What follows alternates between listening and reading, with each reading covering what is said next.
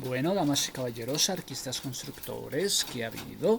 Una introduccióncita fuera tan amable. Memoria técnica. Construcción de la Casa de Nariño, ubicada carrera octava, número 716. Uso actual que se le está dando sede del Poder Ejecutivo de la República de Colombia. La Casa de Nariño es el edificio donde reside y ejerce funciones el presidente de la República de Colombia. Su valor no solo es político, sino también histórico, arquitectónico, urbano. El inmueble se localiza en el centro histórico de Bogotá, en un sector de alto valor patrimonial, rodeado de edificaciones coloniales y republicanas. El predio original corresponde a la casa natal de Antonio José de Sucre. No era la casa de Antonio Nariño, sino que era Antonio José de Sucre. Y posteriormente fue adquirido por el Estado a comienzos del siglo XX. Durante el gobierno del presidente Rafael Reyes, se ordenó la construcción del Palacio Presidencial.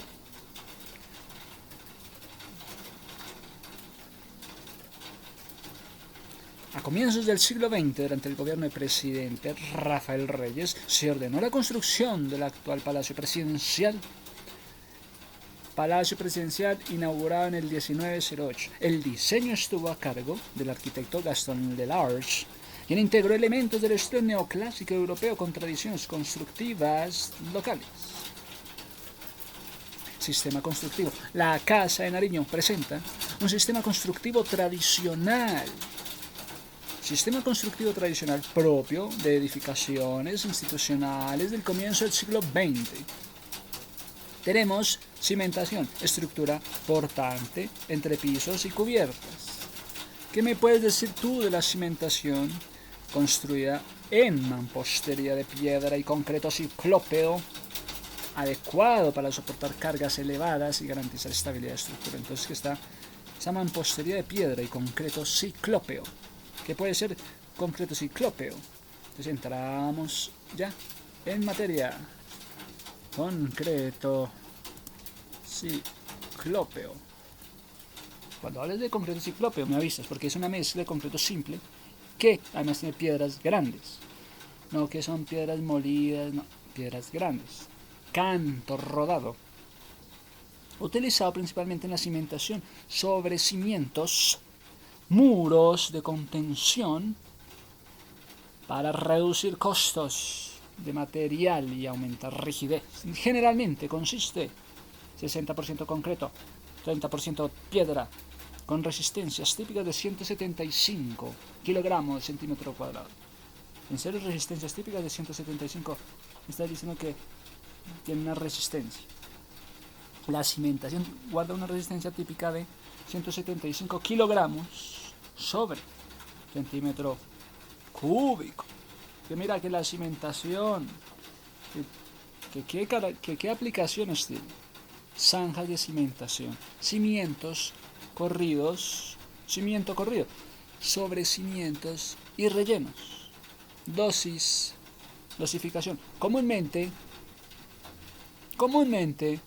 un volumen de cemento por 8 de hormigón. 1 de cemento por 8 de hormigón. Arena y grava. 1 de cemento, 8 de hormigón. Para cimientos y sobre cimiento. ¿Y qué me dices de la piedra? Se utiliza piedra de zanja o piedra de cajón, limpia y sin lajas, que no supere el 30% al 40% del volumen total.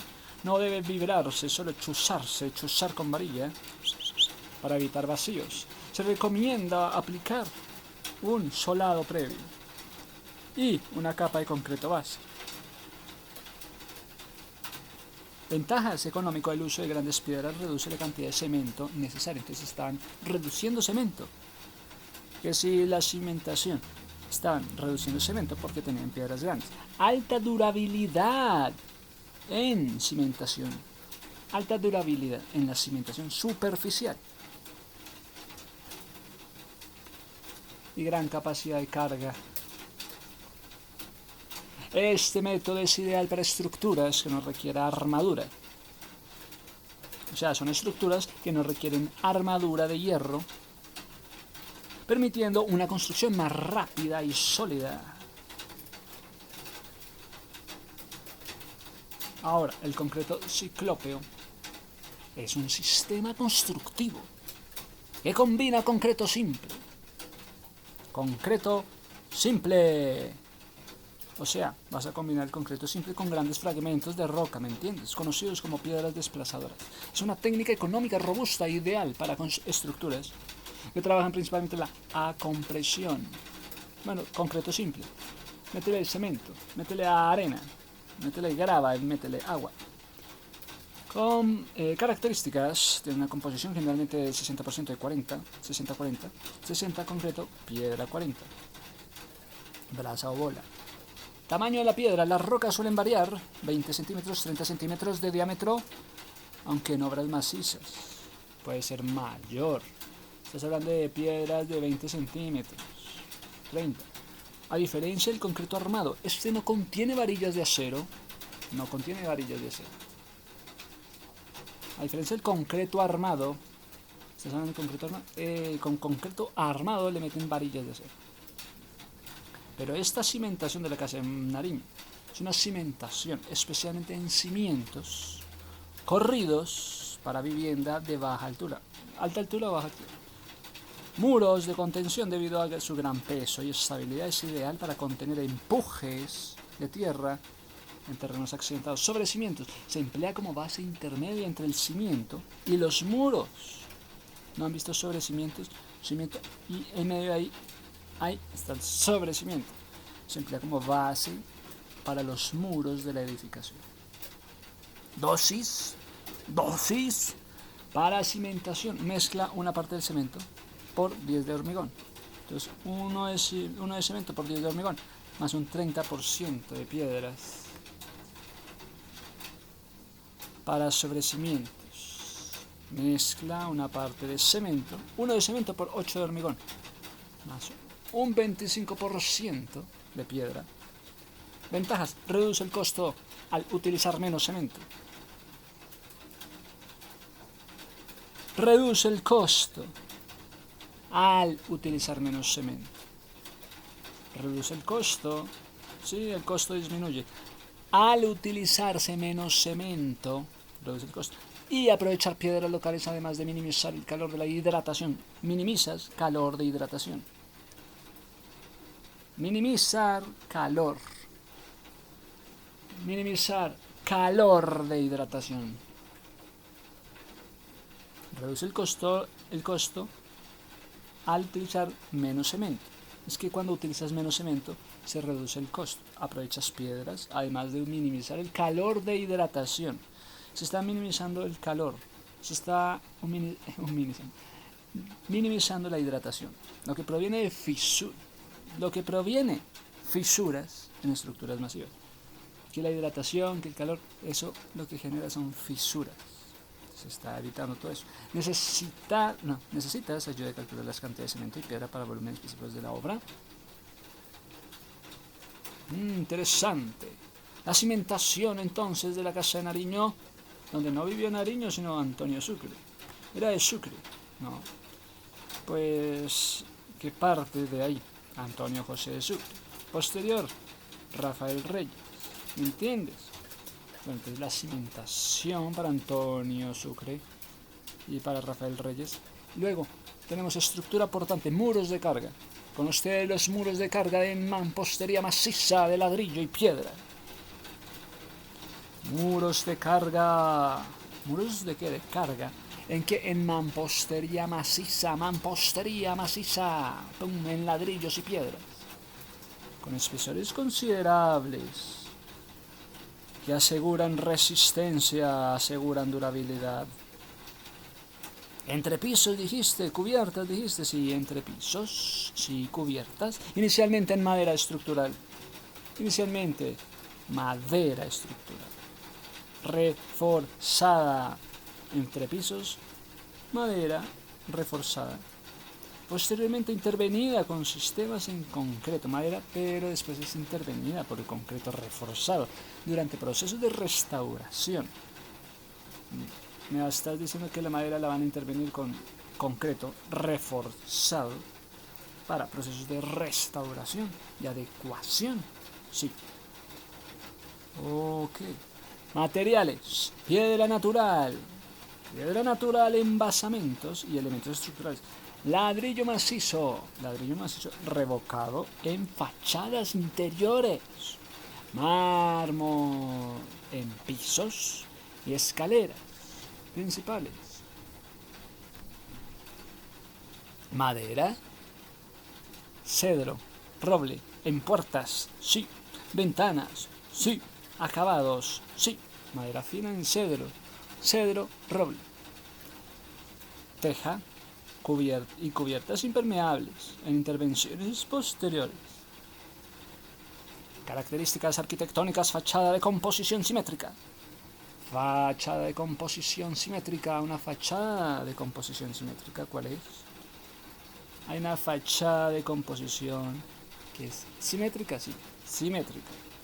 Lenguaje neoclásico. Lenguaje neoclásico. Lenguaje neoclásico. Columnas, 1. Cornisas, 2. Balcones, 3. Decoradas. Columnas, cornisas, balcones.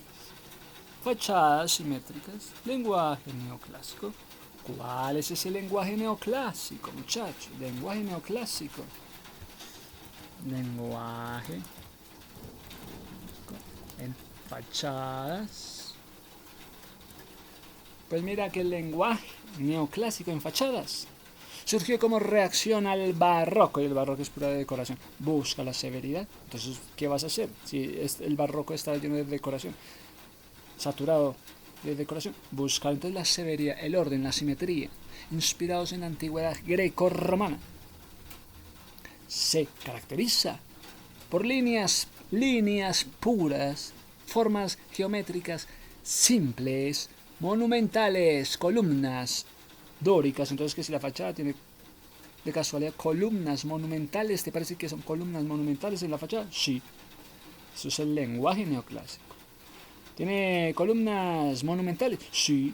Pues ese es el lenguaje neoclásico. Como columnas dóricas, jónicas, corintias.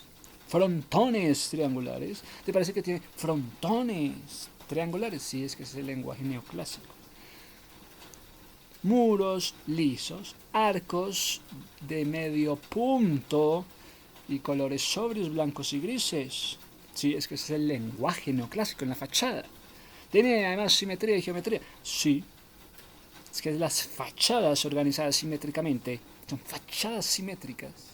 Alrededor de un eje central, utilizando formas geométricas puras, como son cubos. ¿Te parece que hay cubos? Sí. Rectángulos. Sí. Columnas y órdenes clásicos. Uso destacado de columnas monumentales, a menudo en forma de pórticos. Sí, bajo un pórtico.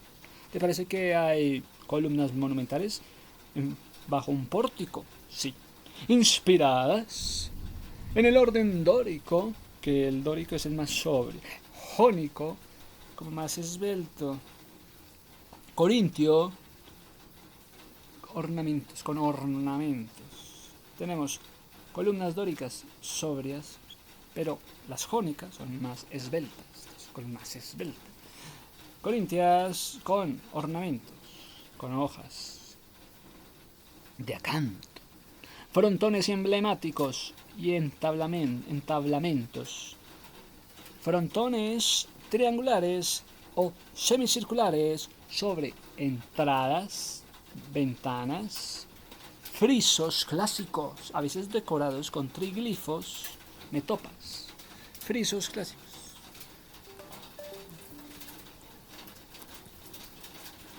Frisos clásicos, me estás hablando de frisos clásicos.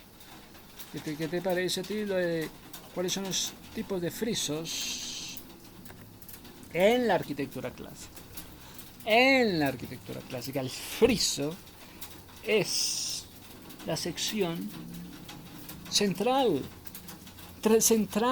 friso central del entablamento, el elemento estructural horizontal que se sienta, que se asienta sobre las columnas de los templos clásicos. Entonces, columna, arriba, la parte horizontal es friso. El friso es estrecho y horizontal. Generalmente está decorado. Esta característica fue utilizada sistemáticamente por primera vez en los antiguos griegos. Entonces, un friso es un elemento arquitectónico caracterizado por una franja horizontal continua situada junto debajo de la línea del tejado. Bueno, ¿cuál es el friso más famoso? El friso del Partenón. Tenemos el friso del Partenón. El Partenón es la escultura de mármol pentélica en bajo relieve creada para adornar una parte superior del Partenón, esculpida. Entonces, que si has visto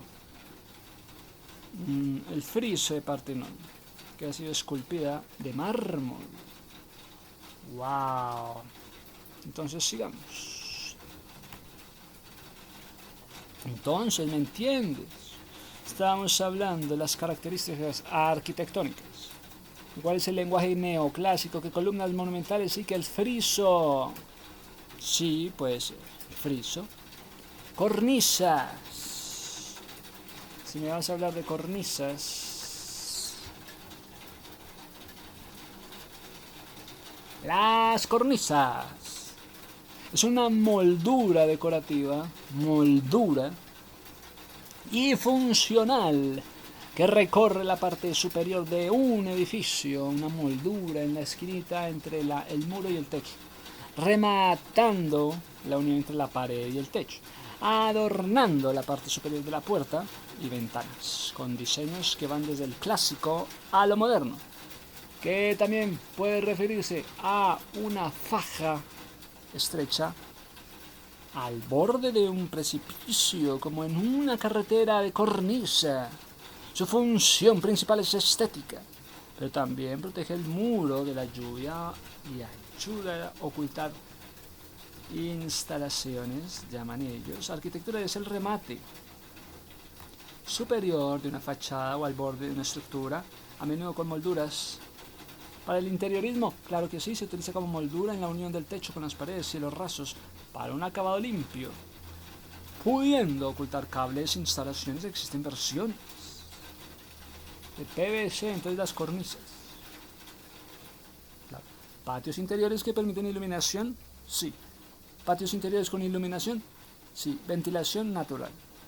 Espacios ceremoniales en la Casa Nariño. Espacios ceremoniales como un salón, como otro, como el salón amarillo, como el salón de los gobelinos. Los gobelinos. Sigamos. Intervenciones y conservaciones a lo largo del tiempo. La Casa del Nariño ha sido objeto de restauraciones estructurales, reforzamiento ante el caso del sismo resistente, adecuaciones tecnológicas, sí, respetando su condición de bien de interés cultural. Es que es un bien de interés cultural. Las intervenciones buscan preservar el valor patrimonial sin alterar su identidad histórica, muchachos. Tiene una identidad histórica que contarnos. El bien de interés cultural tiene que pasar por las intervenciones para preservar el valor patrimonial. La Casa de Nariño es una obra representativa de la arquitectura institucional colombiana. Obra representativa de la arquitectura institucional colombiana. Su construcción combina técnicas, combina materiales nobles y tiene un diseño simbólico que refuerza su función como el centro del poder ejecutivo.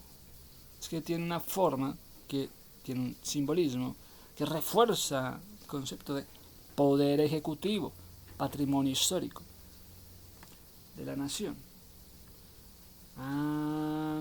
Es eso, quieres que sepas. Bueno, entiendo. Pues mira, vamos a hacer una visita guiada, sí, con claridad pedagógica, sí, con ritmo oral, pensar en recorridos con público universitario, turistas, visitantes extranjeros, en la Plaza de Bolívar. El guión está organizado por paradas con tiempos aproximados de 2 minutos. No, bueno, sí. Sigamos. Plaza de Bolívar, arquitectura republicana. Lugar, Plaza de Bolívar. Entorno, inmediato. Público objetivo, turismo cultural académico universitario. Bienvenidos al centro histórico de Bogotá, antiguo núcleo urbano de Santa Fe, de la Nueva Granada. El espacio que recorreremos hoy no es únicamente un conjunto de edificios, sino que es el corazón político, simbólico y arquitectónico del Estado colombiano. En estas visitas abordaremos 3 ejes fundamentales. Poder político, sí. La arquitectura republicana, época de república, sí. El proceso de independencia, sí. Entonces, mira, el poder político representado en sus sedes institucionales. Arquitectura republicana como expresión del proyecto de nación. Proceso de independencia, gestado en este mismo espacio. Es que fue en este mismo espacio. Y si os parece bien que fuese en este espacio, pues fue en este espacio que fue gestado el proceso de independencia. Bueno, ¿y por qué? Mira, eso te lo cuento después. Casa de Nariño, sede del Poder Ejecutivo. Nos encontramos en la Casa de Nariño, sede del Poder Ejecutivo de Colombia y residencia oficial del presidente de la República. Este edificio se ubica en el sector comprendido entre la carrera sexta, séptima y octava. Dentro de la localidad de Candelaria, más allá de su función política, la Casa de Nariño es un bien de interés cultural. Bien, lo que significa que el Estado reconoce su valor histórico, arquitectónico, simbólico. Desde este lugar se ejerce la máxima autoridad administrativa del país. Desde este lugar se ejerce la autoridad administrativa, lo que refuerza la estrecha relación entre arquitectura y poder. Este entorno fue clave para la consolidación del Estado republicano y para la construcción de una imagen institucional acorde con los ideales. ¿Cuáles son los ideales que vamos a perseguir? Orden, estabilidad y modernidad. Contexto urbano, llegada de Gaston Lelarge. A finales del siglo XIX, Bogotá enfrentaba una profunda transformación urbana.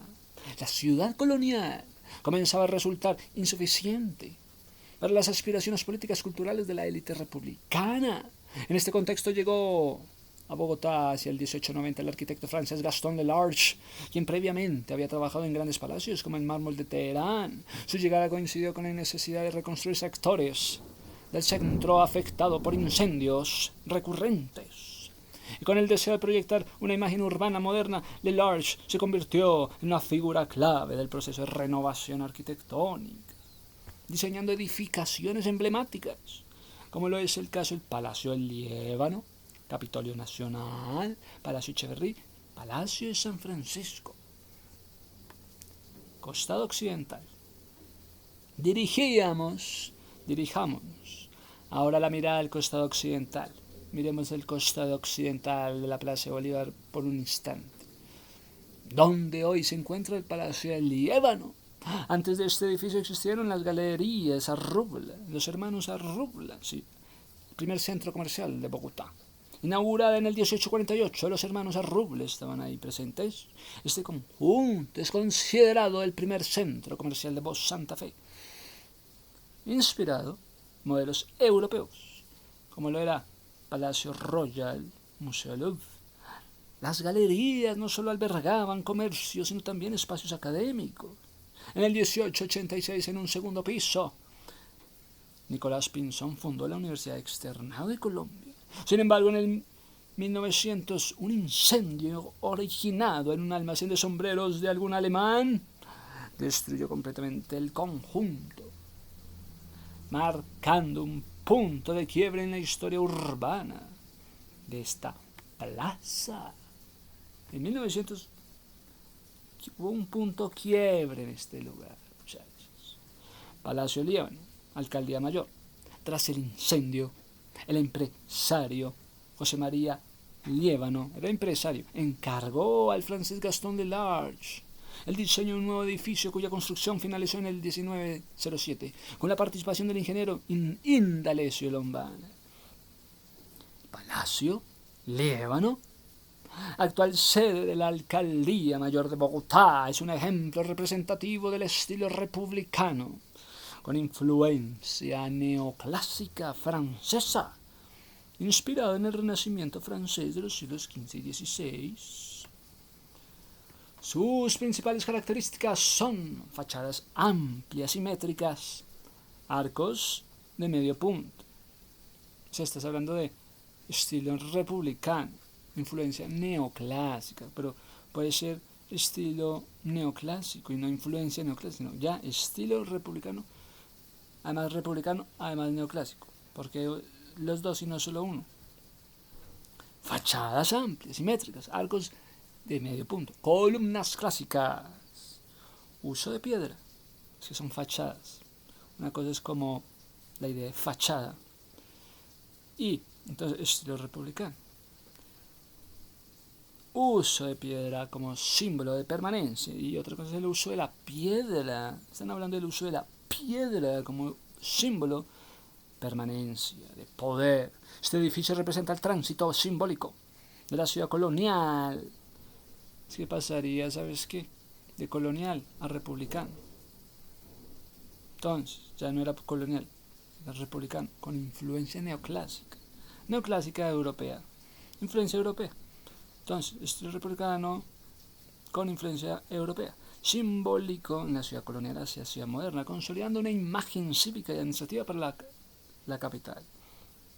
Por su valor patrimonial, fue declarado Monumento Nacional en el 1984.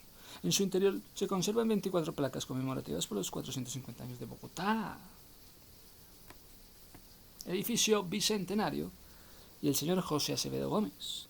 En la parte posterior del Palacio Líbano se encuentra el edificio bicentenario inaugurado en el 2011, que completa la manzana de la administración pública.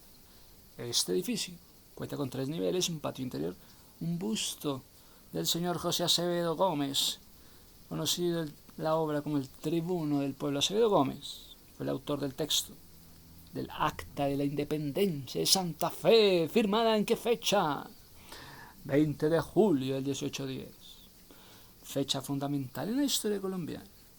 Gracias a José Acevedo Gómez hubo un acta y una firma. Acta de Independencia. Plaza de Simón Bolívar.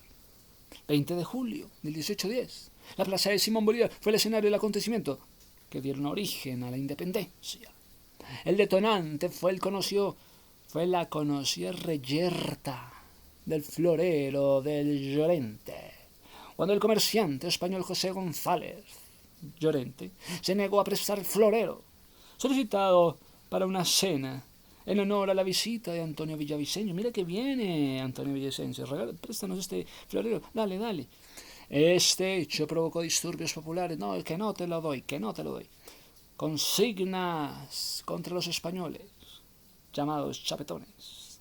Y la convocatoria de un cabildo abierto, que culminó con la conformación de la primera junta de gobierno y la firma del Acta de Cabildo de Santa Fe del 1810.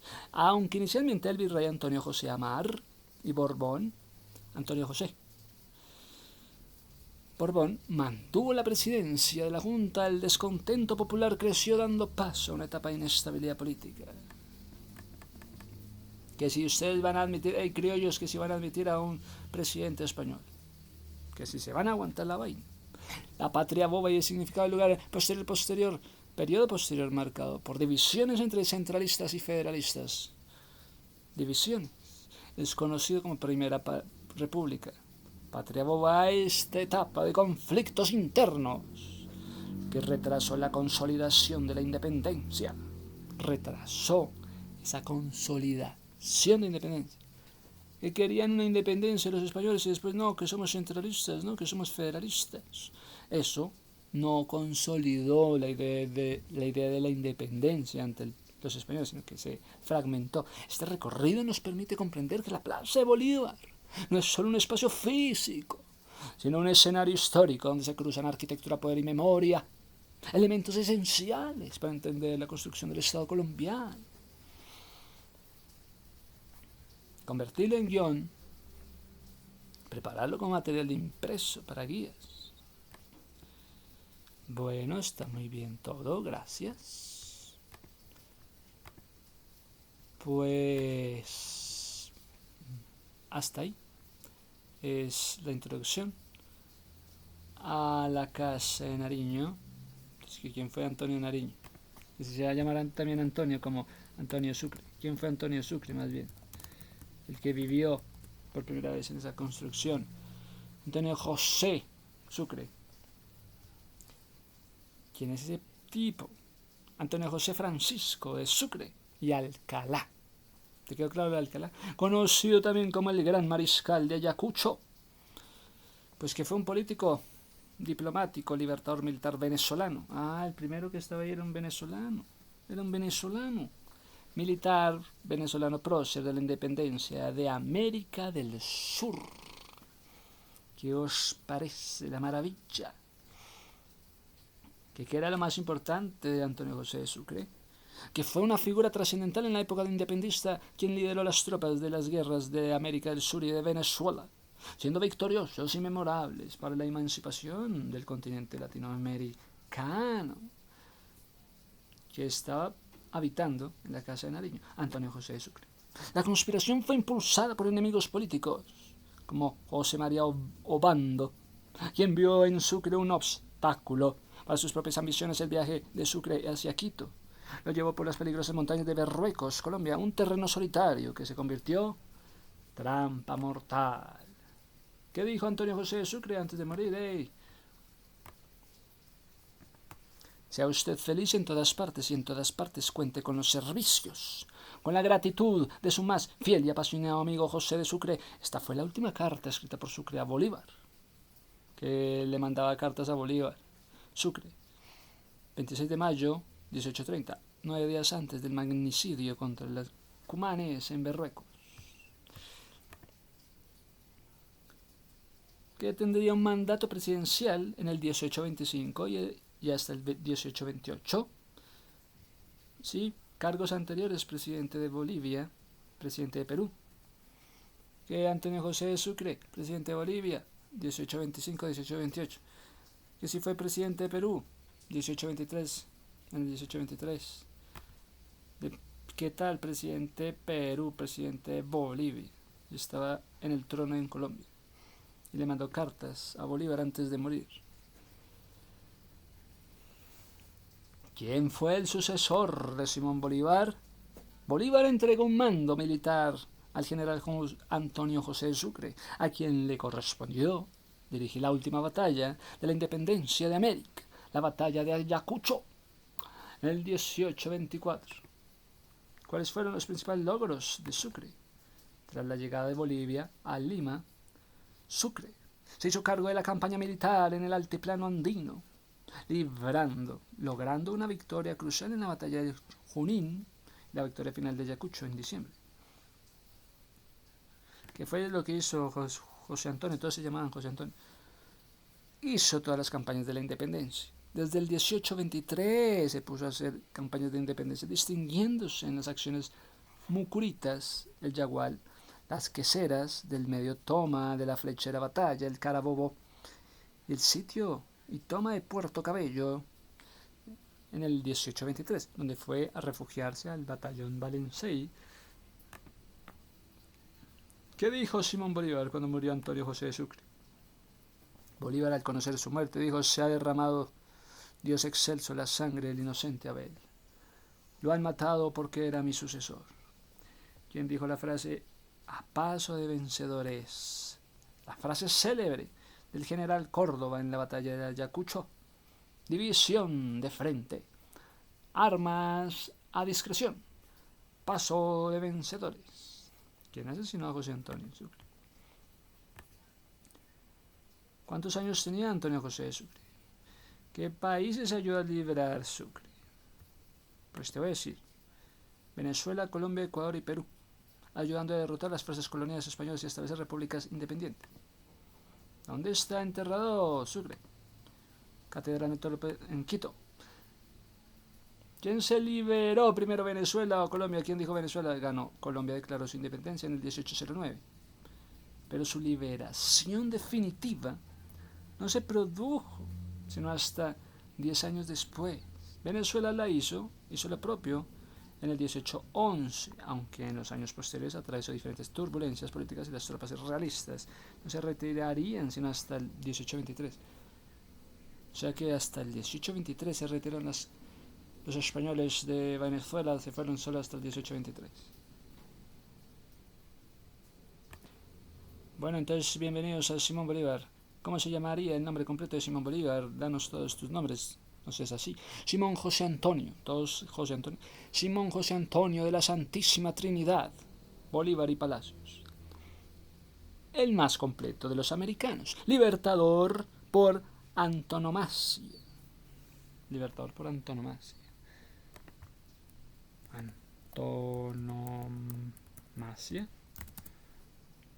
Antonomasia. Es una figura retórica, tipo de sinécdoque, que sustituye un nombre propio por una expresión o apelativo característico. El libertador por Simón Bolívar, o viceversa. El libertador, autor Simón Bolívar, o viceversa, usando un nombre propio para denotar una cualidad general. Un don Juan por un seductor. Se basa en el contexto cultural. Nombre propio por apelativo. La ciudad eterna, Roma. El rey del pop, Michael Jackson. La dama de hierro. Entonces se pone el apodo y el autor. Lo que era. Tin, tin, tin, tin. Pim, pim, pim, pim. Pim, pam, pum, pum. Entonces, bueno, nos acercamos al tema. Pues sí, ya sabíamos quién era. Ahora, ¿quién era Rafael Reyes? Rafael Reyes. Mira, ¿quién fue el tal Rafael Reyes Prieto? Conocido simplemente como el General Reyes, fue un explorador, comerciante, abogado, político, diplomático, militar, colombiano, de todo. Comerciante, abogado, político, militar. Abogado y militar. Fue presidente de Colombia en el 7 de agosto entre el 7 de agosto del 1904. 1909, miembro del Partido Conservador. ¿Y Rafael Reyes de qué partido era?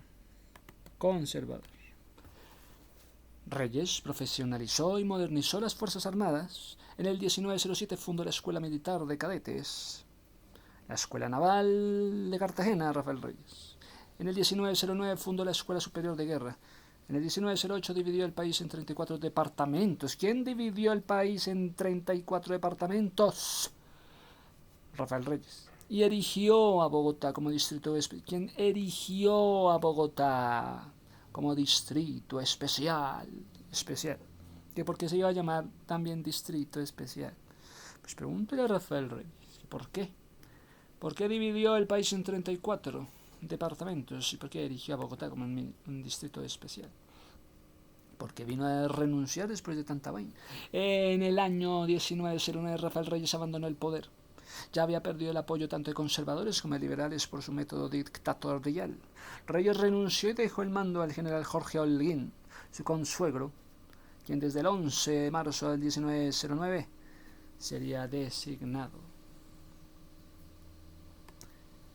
¿Qué hizo el presidente Rafael Reyes tras la pérdida del Panamá y el fin de la Guerra de los 1000 días? Reyes decidió radicarse en México en octubre del 02, terminó la Guerra de los 1000 días y un año después se separó Panamá, o sea que sufrió Guerra de 1000 días y separación de Panamá. Rafael Reyes fue elegido presidente de un país en ruinas para el periodo 1904. 6 años después, en unas elecciones donde no participaron los liberales, solo las dos fracciones del conservatismo. O sea, solamente las primeras elecciones eran entre liberales y conservadores. No, las primeras eran solamente entre conservadores. Primero estaban los liberales o los conservadores. Primero los conservadores. Ah, pues no sé, pero acá dice esto. El diputado Rafael Reyes, coordinador del grupo parlamentario de Morena, presentó una iniciativa de reforma a la ley del servicio civil del Estado de Morelos, con el propósito de garantizar condiciones de trabajo más justas para las personas con discapacidad. ¿Cómo conoció Kat Bond D. a Rafael Reyes? ¿Qué resistencia generó la reforma de Rafael Reyes? ¿Qué resistencia generó sus reformas? Reyes inició una serie de reformas incluyendo la creación de unas fuerzas armadas de carácter nacional. ¿Fuerzas armadas? Sus reformas, si bien populares al principio, generaron una resistencia de la clase política que propiciaron el cierre del Congreso. Cerraron el Congreso por parte de Reyes y la asunción de este poder dictatorial. ¿Qué reformas se dieron a conocer durante el gobierno de Reyes? En la presidencia del general Rafael Reyes profesionalizaron y modernizaron las Fuerzas Armadas. Fundaron la Escuela Militar de Cadetes, la Escuela Naval en Cartagena, la Escuela Superior de Guerra. Se dividió el país en 34 departamentos. Se erigió a Bogotá como que distrito capital. Se desarmó la población. ¿Por qué no se puede reelegir un presidente en Colombia? El presidente de la República solo podrá ser reelegido para un nuevo periodo y no podrá hacerlo quien haya estado incurso en alguna de las inhabilidades previstas en la Constitución, ni haya ocupado los cargos señalados. ¿Cuánto recibe Colombia por la separación de Panamá? ¿Quién ganó la guerra entre liberales y conservadores? Toma ya.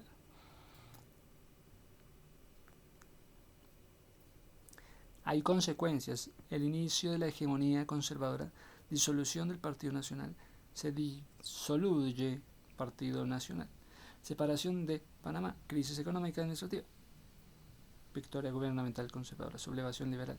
Se sublevan los liberales contra el gobierno conservador.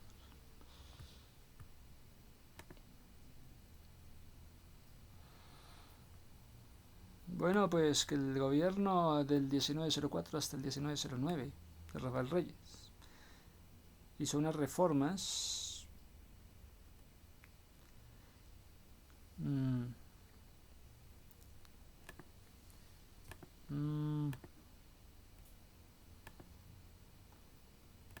bueno,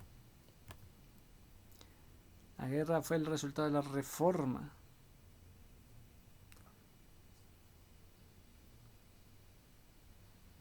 ¿Quién puede destituir al presidente?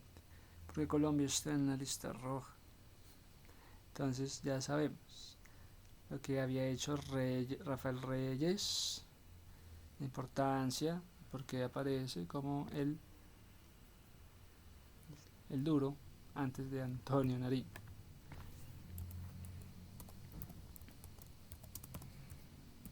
Entonces hablame de Antonio Nariño. Atrévete a hablarme de Antonio Nariño. ¿Qué fue lo más importante que hizo Antonio Nariño? Nacido en Bogotá, 1765. Nacido en Bogotá, Antonio Nariño fue periodista, político, militar. Mientras otros eran abogados, este era periodista. Mientras otros eran abogados y militares, este era periodista militar. Y participó en la independencia de la Nueva Granada. Tradujo al castellano la Declaración de los Derechos del Hombre y del Ciudadano. Tradujo del francés al castellano un documento que fue la base de nuestra primera constitución. Es que era la base de la primera constitución.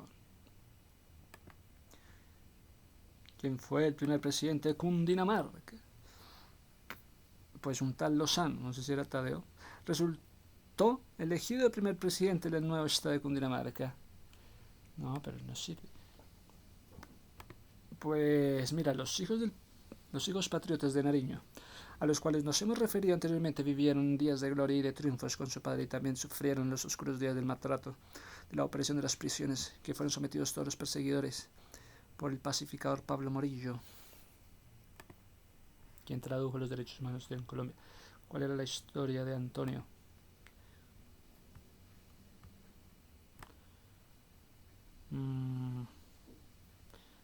Veamos, como le decían a Antonio Nariño, le decían el precursor. Pocos saben quién era Antonio Nariño, más allá del apodo del precursor. El precursor, su influencia en la independencia y en la república fue mucho más profunda de lo que te contaron.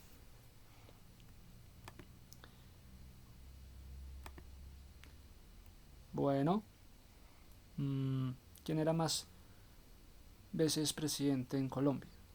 Pues acá dice Tomás Cipriano de Mosquera y Arboleda. Fue una de las figuras más trascendentales, el Cipriano de Mosquera. En la vida política, este también nació en Popayán. En el 1798 murió en la hacienda Coconuco, Puracé, militar y estadista caucano, 4 veces presidente de la República. Bueno,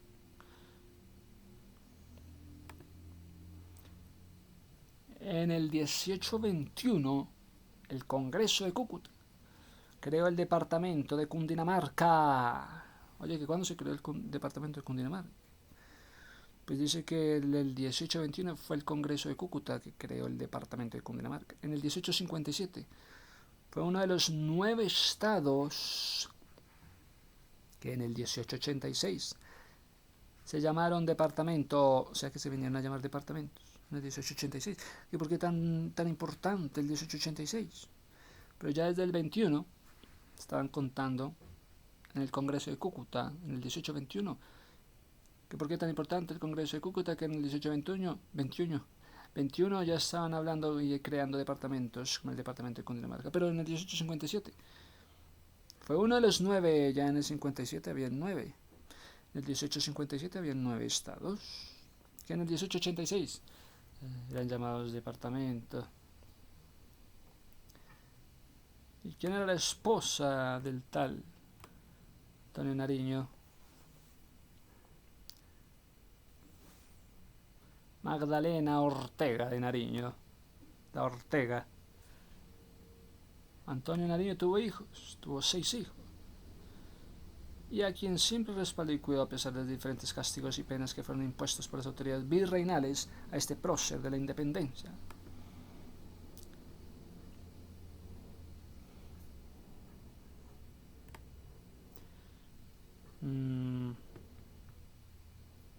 Bueno, Antonio Nariño nació en el seno de una familia distinguida de su padre Vicente. Nariño era español, padre español, que el padre de Antonio Nariño, el señor Vicente Nariño, era español. Sí, y trabajaba como contador. Sí.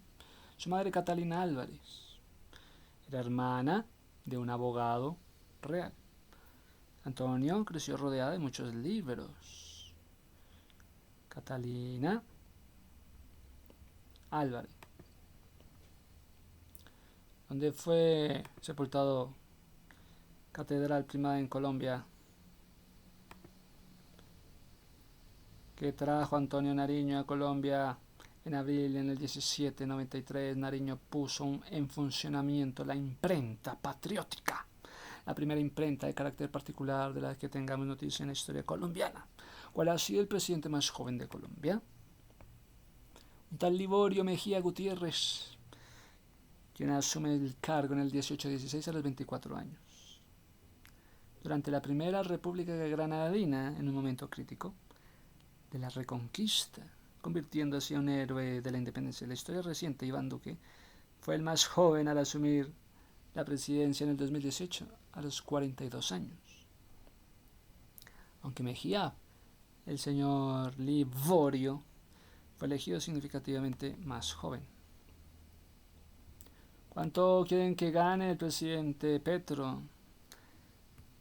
Y si les interesa mucho saber el precio del salario del presidente Gustavo Petro, pues aquí dicen que es 32.625.000. Durante 4 años 32 millones. Sin posibilidad de reelección.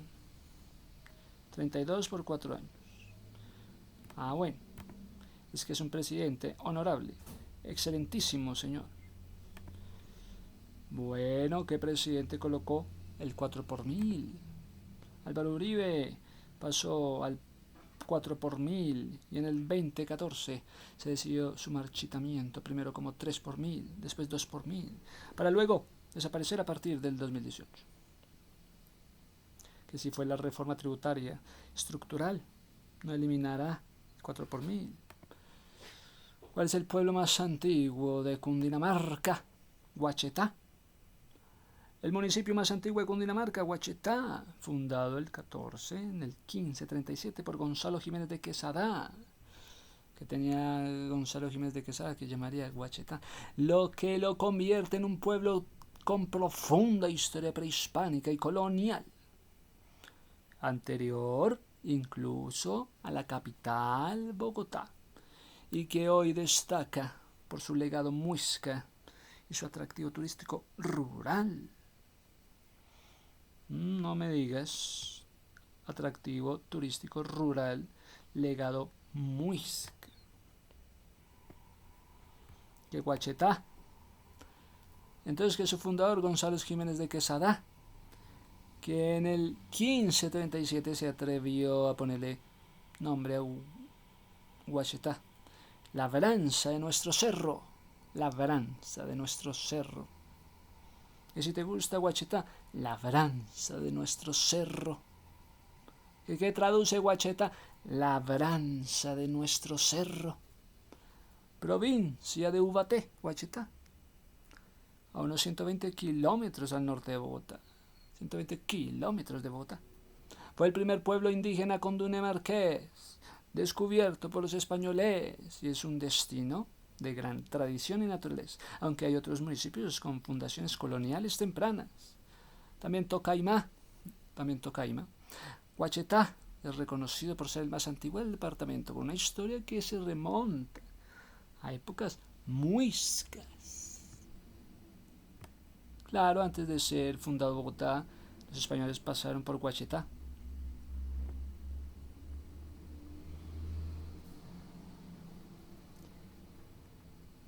El héroe Simón Bolívar marchó triunfante.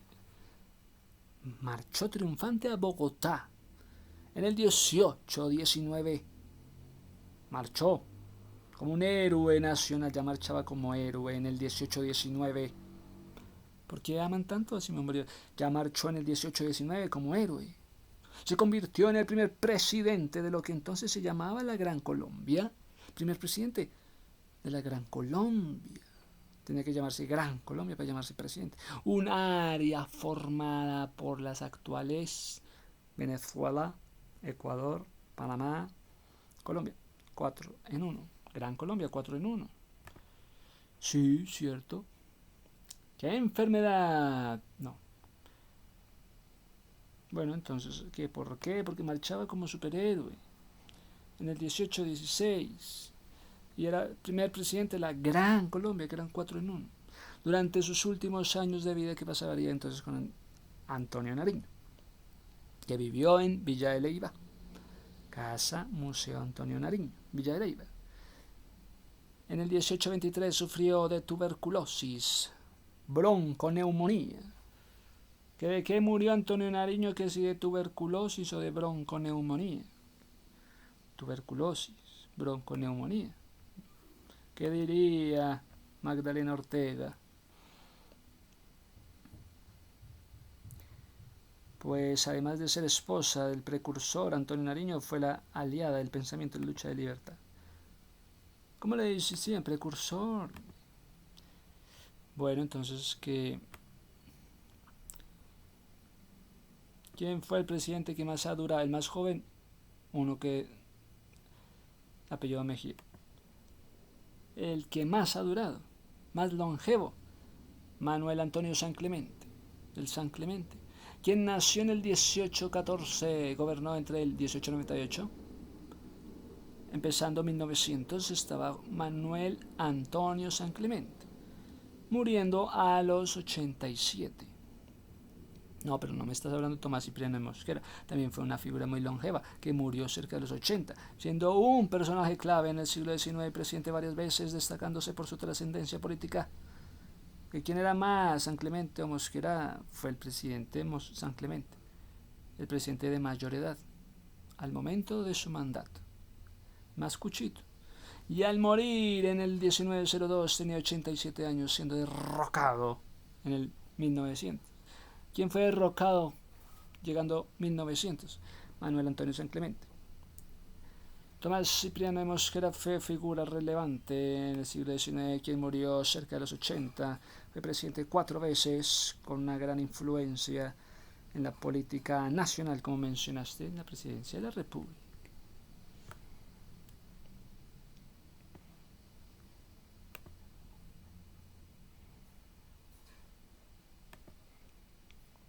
¿Cuál fue el único presidente negro de Colombia? Juan José Nieto Gil, escritor militar político afrodescendiente que sirvió brevemente como presidente de las confederaciones granadinas del 1861, siendo un hito histórico. Fue marginado y borrado de la memoria oficial durante más de siglo. Entonces, que si tuvieran un presidente negro, Juan José Nieto, el Nieto Gil, nació en el 1805 de la provincia de Cartagena, en el Virreinato de la Nueva Granada. Virreinato de la Nueva Granada. Fue una figura clave en la política y en la literatura. Ocupó la presidencia de Confederación Granadina por 6 meses. ¿Quién tiene el sueldo más alto? Funcionarios públicos, médicos, especialistas con cargos como el subsecretario del Senado, secretario del Senado, Saúl Cruz, superando los 90 mensuales. Que si un secretario o subsecretario del Senado puede ganar 90. Y profesiones médicas, cirujanos, cardiólogos, liberando salarios seguidos por ingeniería de software, gerencia financiera y derecho corporativo, con salarios muy variables, según especialización. 90. ¿Cuál ha sido el presidente más joven? Ya. Liborio Mejía Gutiérrez, de 24. ¿Cuál es el sueldo de un alcalde en Colombia? 25. Pues que solamente el alcalde ya lleva 25. ¿Que 25 está bien o no? Para un alcalde, ¿te parece que 25 está bien para un alcalde? ¿Quién hundió la ley de financiamiento? La representante del Pacto Histórico, María del Pilar Pizarro, respaldó la tesis del ministro Ávila de que con esta negativa se está afectando a los necesitados.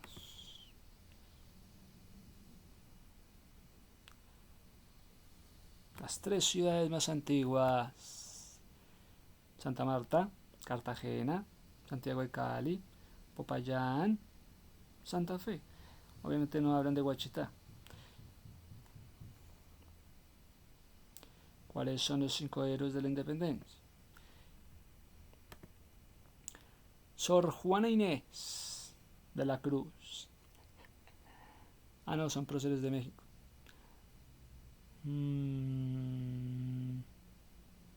Bueno, Juana Inés de la Cruz. ¿Quién es el personaje más importante de Colombia? Simón Bolívar y Francisco de Paula, Santander en el proceso, y muchos otros hombres, también mujeres que fueron fundamentales. Sí, el precursor. En el 1793, antes de 1800, Antonio Nariño protagonizó un hecho que cambió su vida para siempre. Imprimió de manera clandestina por su vez primera en la América prehispánica la Declaración de Derechos del Hombre, y antes de 1800, y del ciudadano, hecha por la Asamblea Nacional Constituyente de Francia. O sea que del 89 vino a Colombia en el 93. O sea que vino 4 años después. Después del 1789. En Francia, el 1789. Sí, el documento vino 1793. O sea que se demoró 4 años en traducirse al castellano gracias al Nariño. 4 años después. ¿Quién trajo la vacuna de la viruela? Antonio Nariño, aún estando encarcelado, llevó a cabo una práctica experimental que le permitió obtener una vacuna presuntamente efectiva contra la viruela, la cual ensayó en su sobrino. Sobrino, vení, José María Ortega. Vení, voy a probar una vacuna. En el verano del 1802, un año antes de la llegada real de la expedición de la vacuna. Verónica Alcocer. Alcocer. ¿Cuántos hijos tuvo Antonio Nariño? Pues Antonio Nariño Ortega, Gregorio Nariño. Nariño Ortega. Antonio, Gregorio, 2. ¿Quién fue? El líder de la independencia. En el 1819, un ejército independista, comandado por el militar venezolano, dígalo, Simón Bolívar, cruzó las montañas que separaban las provincias de Casanare y de Tunja. Casanare y Tunja. Tras las batallas del Payá, Pantano de Vargas y Puente de Boyacá, obtuvo vía libre para tomar el control de la capital. Que antes de llegar a la capital Santa Fe, ¿qué tuvo que hacer? Tuvo unas batallas en las montañas que separaban las provincias de Casanare y Tunja. Tras las batallas de Payá, del Pantano de Vargas, del Puente de Boyacá. Sí, obtuvo vía libre para el control de la capital, ciudad a la que llegó el 10. Bueno. ¿Qué presidente colombiano ganó el premio Nobel? Dígalo. Juan Manuel Santos Calderón. Sí, ganador del premio Nobel de la Paz en el 2016.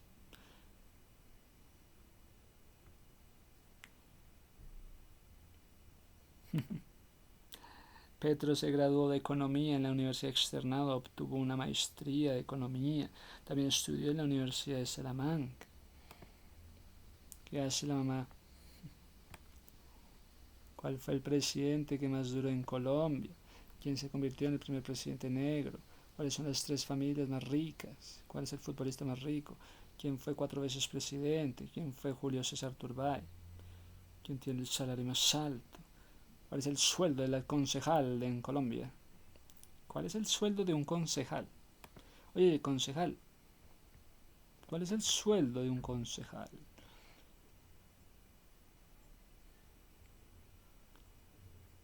Pues hay una ley en el 2025, ley 2461. ¿De qué trata la ley 2461? Dijiste ley del 2461, concejal. La presente ley tiene por objeto aumentar el valor de los honorarios de los concejales, consejo, de municipios de quinta y de sexta categoría, equiparándolos con los de cuarta, incrementar el número de sesiones ordinarias. Pero me le aumentan el número de sesiones ordinarias más que a los aprendices del SENA, por favor. Y extraordinariamente, extraordinarios concejales de los municipios de tercera y sexta. Reconocemos el derecho de todos los concejales. Categoría del municipio versus honorarios. Si es una categoría municipio especial como Bogotá, 720.000 honorario por sesión. Por sesión, honorarios. Para los concejales, honorarios por sesión, 720.000. Si es especial, pero si es de primera, segunda, tercera, cuarta, quinta, sexta, va bajando el salario, el honorario. A partir del 1 de enero del año siguiente de la entrada de la vigencia de la presente ley, los honorarios señalados en las anteriores tablas se incrementarán cada año un porcentaje equivalente a la variación del IPC en los municipios de categorías especiales. Bogotá, primera y segunda se pagarán anualmente 150 sesiones ordinarias. 150 sesiones ordinarias, en cada uno 720.000. Y hasta 40 extraordinarias. En los municipios de tercera y sexta se pagarán anualmente 80 sesiones ordinarias. En las regiones se llevan a cabo ¿cuántas? 80 sesiones ordinarias, 40 extraordinarias, de 80 sesiones ordinarias y de 40 extraordinarias, mientras que en Bogotá 150, casi el doble, sesiones ordinarias y 40 extraordinarias. Iguales son las extraordinarias. Los honorarios son incompatibles con cualquier asignación proveniente del Tesoro Público del respectivo municipio. excepto con aquellos originadas en pensiones, sustituciones pensionales y las demás excepciones previstas en la Ley Cuarta del 92. Se exceptúa del presente artículo los concejales de la ciudad de Bogotá, por cuanto el decreto ley 1421 del 93 regula la materia. El incremento en el valor de los honorarios de los concejales de municipios de quinta y sexta estarán a cargo del presupuesto central de la administración municipal. Podrán ser concurrentes con los recursos del gobierno nacional. Presupuestos generales de las naciones que garanticen las proyecciones anuales respetando disponibilidad, marco fiscal, mediano plazo. Para el pago de honorarios y la seguridad social de los concejales, la administración municipal podrá utilizar recursos del propósito general de sistemas generales de participaciones, realizando traslados presupuestales. Pago oportuno de honorarios. Todos los concejales del país tendrán derecho a recibir el pago de honorarios causados cada mes por concepto de participación en sesiones ordinarias y extraordinarias como máximo dentro de los primeros 5 días del mes. Los primeros 5 días del mes en el cual fueron causados estos honorarios. Los concejales de todas las diferentes categorías de los municipios y distritos del país tendrán derecho a cotización del sistema de seguridad social. Métamelos, seguridad social, pensión y salud y ARL y cajas de compensación familiar, la cual se hará con cargos de presupuesto central de la administración municipal sin que esto implique vínculo laboral con la entidad territorial. En todo caso, la administración municipal estará encargada de la liquidación. La administración municipal encargada de la liquidación y pago de las plantillas de los concejales. 720 por honorario por sesión. Los costos en seguridad social para los concejales en ningún caso se tendrán en cuenta en los límites del gasto de los consejos de los que trata el artículo. Afiliación de los concejales al sistema de seguridad social. Para la afiliación de concejales al sistema de seguridad social en pensiones, salud, ARL, caja de compensación, la administración municipal deberá realizar los aportes al régimen contributivo con cargo al presupuesto central de la administración municipal, o podrá solicitar el pago de monto que faltare el Ministerio de Hacienda y Crédito Público, respetando la disponibilidad presupuestal, marco fiscal del mediano plazo, marco del gasto mediano plazo. Ingreso base de cotización que trata este artículo será el resultante de sumar el valor total de los honorarios que reciban los concejales de la asistencia a las sesiones ordinarias. La afiliación de los concejales. La afiliación de los concejales. ¿Qué pasa con la afiliación? Afiliación de los concejales al régimen contributivo. La afiliación de los concejales al régimen contributivo con cargo al presupuesto central de la administración municipal no implica en ninguna circunstancia que esto adquiera la calidad de empleados públicos. Los aportes a las cajas de compensación familiar corresponderán al máximo permitido por la ley para trabajadores independientes. Gastos de viaje. Los consejos municipales podrán pagar del rubro de gasto de funcionamiento, gastos de viaje, gastos de viajes de sus concejales con ocasión del cumplimiento de comisiones oficiales dentro y fuera del municipio. Me les hacen el favor y me les hacen gastos de viaje. Los concejales municipales podrán pagar el rubro del gasto de funcionamiento, los gastos de viaje de sus concejales, con ocasión de cumplimiento de comisiones oficiales dentro y fuera. Así que viajemos por todo el país y que vean que estamos abiertos y que nos pagan también, vea que nos pagan los viajes. La autorización previa para dichos viajes deberá ser aprobada por la plenaria del Consejo Municipal. Estar debidamente justificada, los concejales rendirán un informe detallado sobre las actividades realizadas en la comisión. Artículo 7. Vigencia. La presente ley rige a partir de la promulgación las derogas de las disposiciones contrarias del presidente del Honorable Senado de la República, Efraín Cepeda Saravia, secretario general del Honorable Diego Alejandro González, presidente de la Honorable Cámara de Representantes Rimer Raúl Salamanca, el secretario general Jaime Luis Lacour, República de Colombia, publíquese. Dado a los 18 días del mes, 18 de junio del 2025, Gustavo Petro, Armando Benedetti, Germán Ávila. Bueno, ¿te quedó claro? Sí, los